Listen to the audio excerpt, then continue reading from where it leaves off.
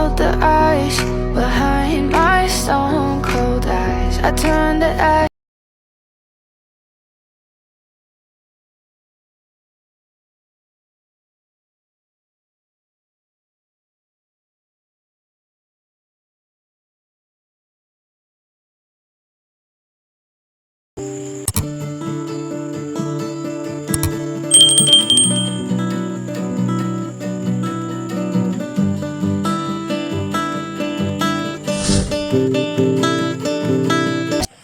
Magandang gabi guys.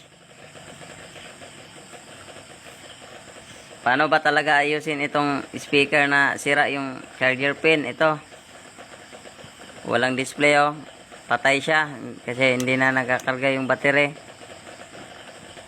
Hindi nagja-charge, nahulog na yung charger port niya. Yan oh. Gagawa natin to ng guys, charger niya, sarili niyang charger. Para magamit na natin itong speaker na to. Bubuksan na natin.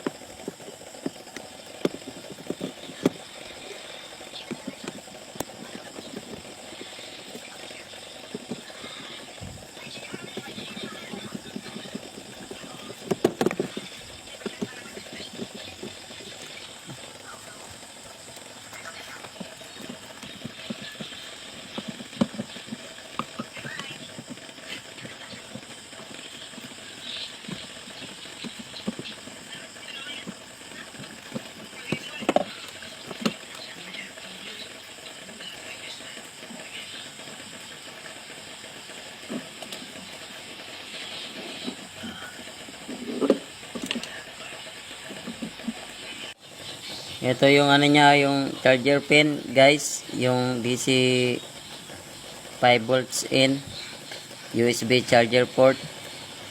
Nahulog na, sira na yung charger pin nya. Yan o. Dito yung nakakabit yung charger port nya. Nalaglag na, wala na, natanggal na.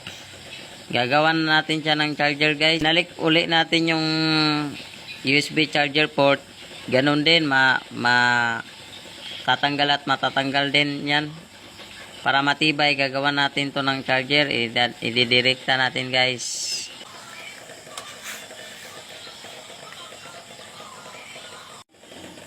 Ito yung niya guys, battery. Positive, tsaka negative. Pwede tayo dito mag-direct guys. Dito natin lagay yung positive at negative na gagawin nating charger nitong Bluetooth speaker. Babalatan lang po natin. Pag may ganito po kayong charger guys na pang cellphone na hindi na gumagana, pwede itong gagamitin nyo dito sa sa speaker. Gagawin nating charger ito. Puputulin lang po natin dito banda para mahaba dito. Tapos ito yung ididirekta natin dito sa positive at saka negative. Ito, puputulin na natin guys. Ito. Yan. Balatan natin.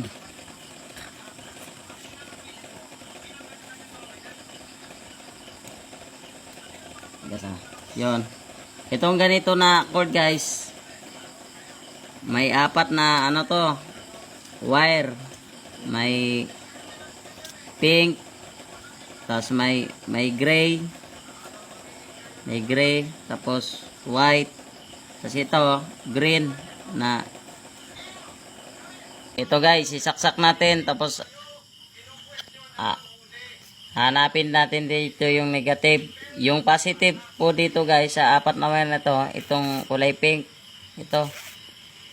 Hanapin natin yung negative. Sige, saksak na natin.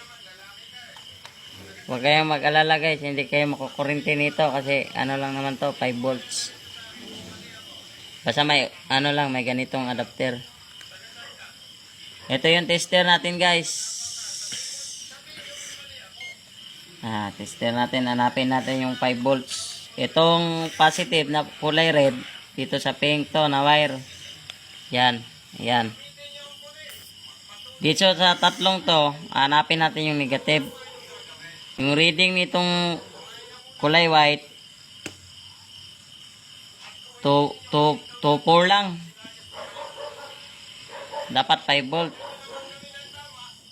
Itong kulay green naman, 2.4 din. Itong gray na na color gray, ito yung positive guys, negative. Ito yung kulay gray, negative guys. Yan tingnan nyo yung reading guys. 5 volt. DC 5 volt. Okay. So, itong dalawa guys, i-disable na natin to. Itong dalawa. Bunutin na muna natin. Ito lang dalawa ang natin gagamitin.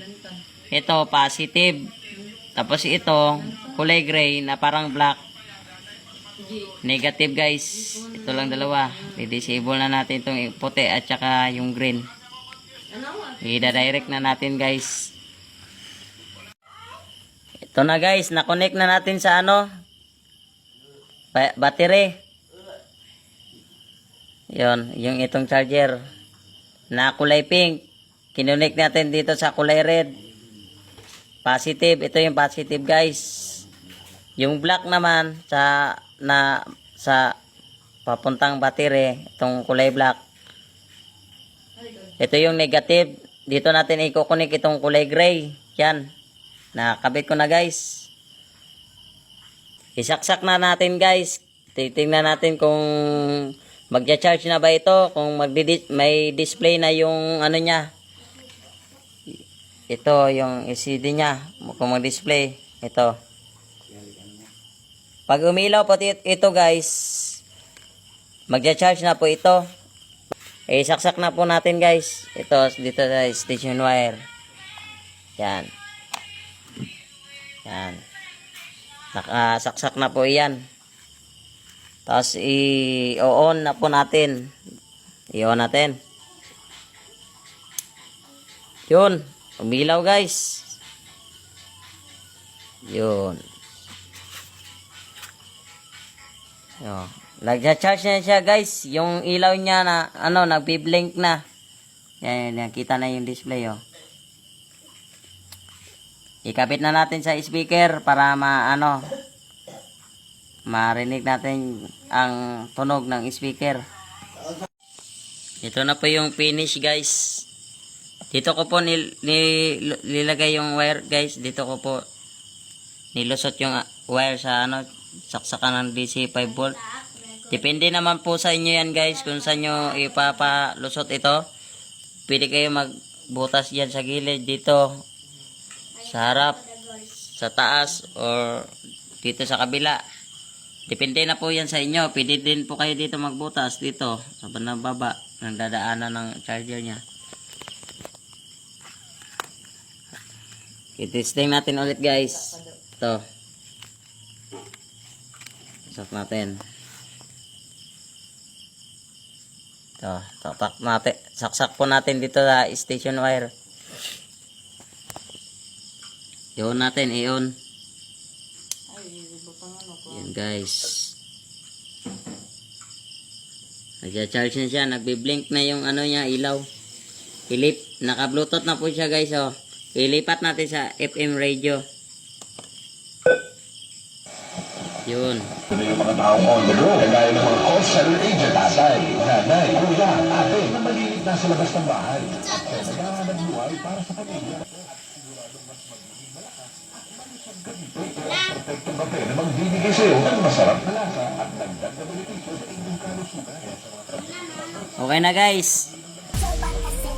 Pa-subscribe at follow na lang po sa YouTube channel ko, tsaka pa-like na rin po ng video. Maraming salamat. Sana may natutunan na naman kayo guys. Salamat. Maraming salamat.